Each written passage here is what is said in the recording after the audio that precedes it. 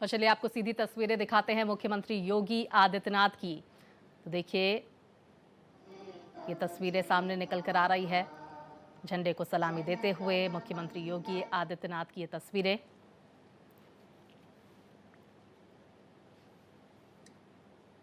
देश की आन बान शान तिरंगा लहराता हुआ।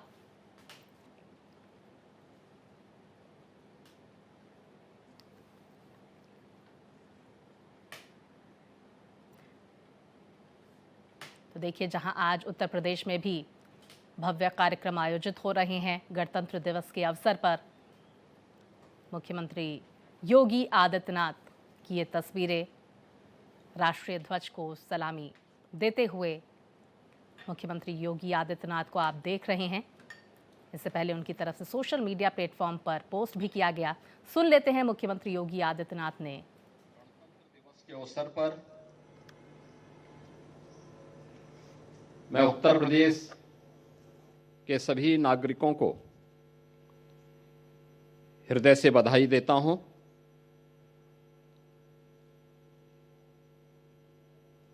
आज ही के दिन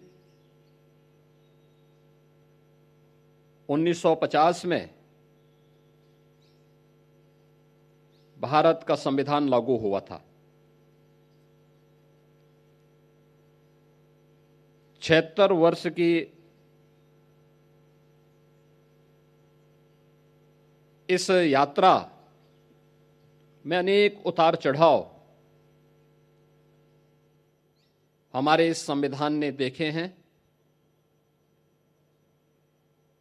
लेकिन इस सब के बावजूद एक भारत श्रेष्ठ भारत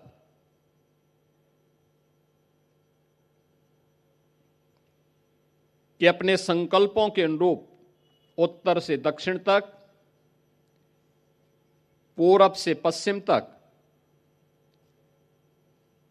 प्रत्येक भारतवासी के गौरव, भारत की एकात्मता और अखंडता के लक्ष्य को आगे बढ़ाते हुए आज हम सब एक नए भारत का दर्शन कर रहे हैं। इसमें हमारे संविधान की एक महत्वपूर्ण भूमिका है। मैं इस अवसर पर राष्ट्रपिता महात्मा गांधी, जिनके नेतृत्व में भारत के स्वाधीनता आंदोलन ने एक नई ऊंचाइयां प्राप्त की, उनकी स्मृतियों को नमन करता हूं।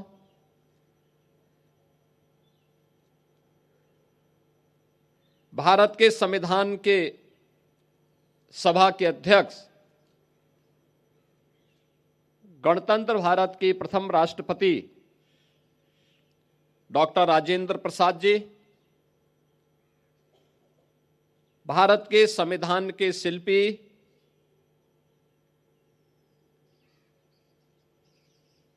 बाबा साहब डॉक्टर भीमराव अंबेडकर, वर्तमान भारत के शिल्पकार लौह पुरुष सरदार वल्लभ भाई पटेल, क्रांतिकारियों के सिरमौर नेताजी सुभाष चंद्र बोस समेत भारत माता के उन महान सपूतों को,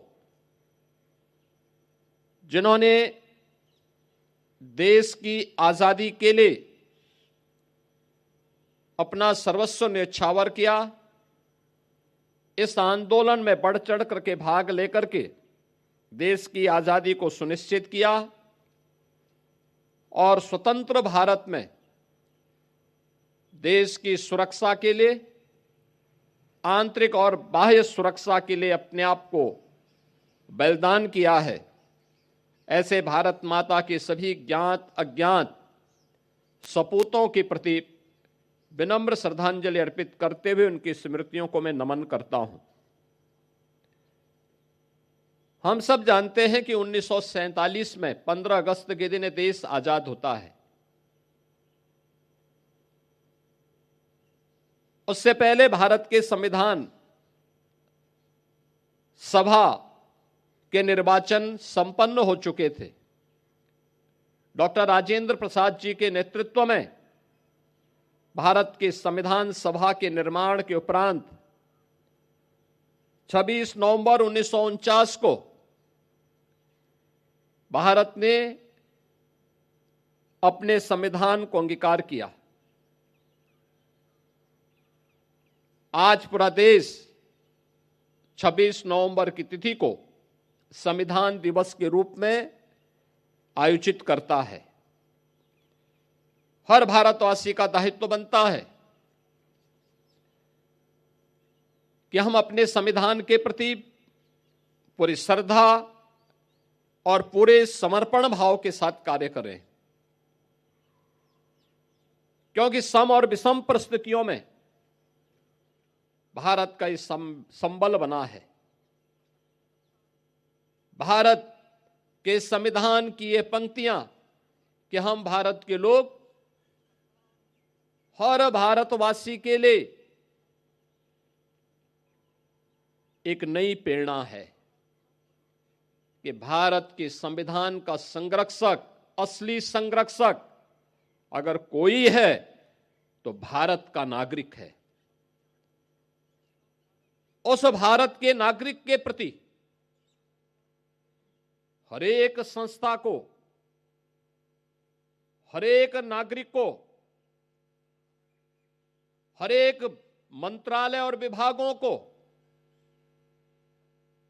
अपनी जवाबदेही को सुनिश्चित करना होगा और यह संविधान के प्रति हमारे समर्पण के भाव को भी व्यक्त करता है। हम सब इस बात को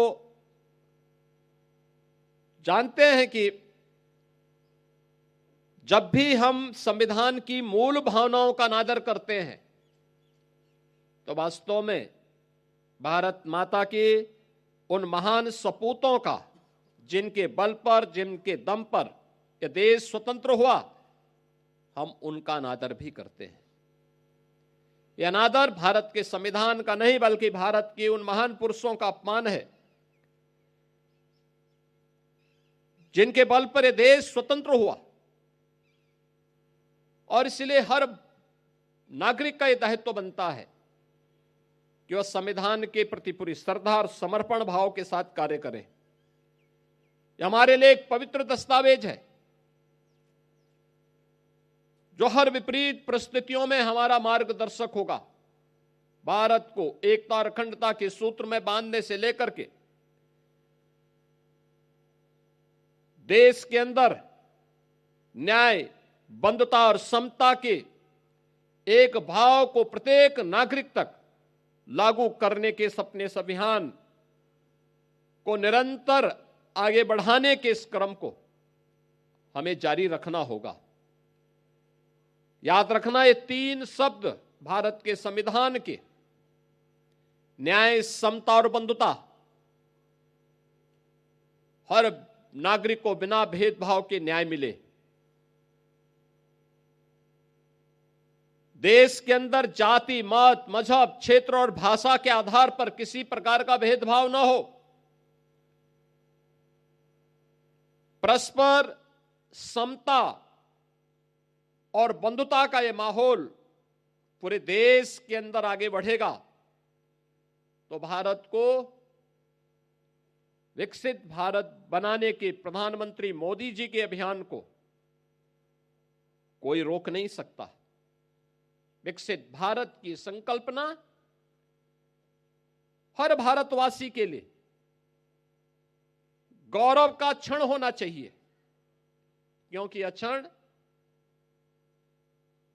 केवल देश की आर्थिक समृद्धि का मात्र नहीं, हर नागरिक की खुशहाली का दिन होगा।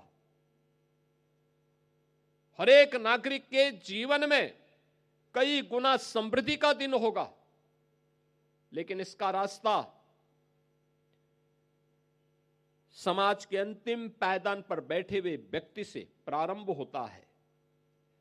हमारे गांवों से, हमारी गलियों से समाज के अलग अलग क्षेत्रों के अंतिम पायदान पर बैठे हुए उन नागरिकों के माध्यम से यात्रा आगे बढ़नी चाहिए। हर एक स्तर पर आत्मनिर्भरता का यह भाव हमें आगे बढ़ाने के लिए सदैव उसके प्रति उस भाव के साथ आगे बढ़ना पड़ेगा। याद रखना, भारत के संविधान के शब्द जिनके बारे में प्रधानमंत्री जी बार बार कहते हैं कि इन 3 शब्दों ने भारत के संविधान को दुनिया के सबसे बड़े लोकतंत्र के रूप में भारत को स्थापित करने में सबसे बड़ी भूमिका का निर्वहन किया है। आजादी के पूर्व देश को सामाजिक रूप से तोड़ने के लिए, विभाजित करने के लिए अनेक दुष्चक्र प्रारंभ हुए थे। कुछ लोगों ने क्षेत्र के आधार पर, कुछ लोगों ने भाषाई आधार पर, कुछ लोगों ने जातीय आधार पर देश को विभाजित करने के अनेक षड्यंत्र रचे थे, लेकिन वे सभी षड्यंत्र अधिक दिनों तक टिक नहीं पाए। जब भी संविधान के मूल भाव को कमजोर करने की साजिश होती है तो आप इस बात को देखते होंगे कि कहीं ना कहीं से इस सुगबुगाहट भी शुरू हो जाती है, जो सुगबुगाहट वर्तमान में उन भावों को कमजोर करता है जो न्याय के सिद्धांतों के विपरीत हो। भारत का संविधान व्यष्टि नहीं, समिष्टि के उस भाव के साथ हम सबको जोड़ने की एक नई प्रेरणा देता है। कोई व्यक्ति अगर ये कहता है कि मैं न्याय से ऊपर हूं, मैं संविधान से ऊपर हूं, मैं व्यवस्था से ऊपर हूं, तो मुझे लगता है कि वह भारत की संविधान की अवमानना कर रहा है। अगर कोई व्यक्ति कहता है कि बनाई गई व्यवस्था पर मेरा विश्वास नहीं, जो मैं कहूंगा वही सब कुछ होगा, ये नहीं चल सकता। और आज का ये दिवस हम सबको भारत के इस महान संविधान के प्रति उस समर्पण भाव के साथ आगे बढ़ने, उन संकल्पों को आगे बढ़ाने की एक नई प्रेरणा का दिवस है। हम सब उत्तर प्रदेशवासी भारत के इस संविधान को सम्मान देते हुए उन सभी राष्ट्र नायकों को, जिन राष्ट्र नायकों का एक ही ध्येय था और वह था राष्ट्र प्रथम का भाव, उस राष्ट्र प्रथम भाव का एक दस्तावेज भारत के संविधान के रूप में हम सबके सामने है। और यही वर्तमान के हमारे संकल्पों को, देश के संकल्पों को एक नई ऊंचाइयों तक आगे बढ़ाने में मददगार होगा। मैं आज के इस अवसर पर पूरे प्रदेशवासियों को 77वें गणतंत्र दिवस की एक बार फिर से हृदय से बधाई देते हुए अपनी शुभकामनाएं देता हूं। धन्यवाद। जय हिंद।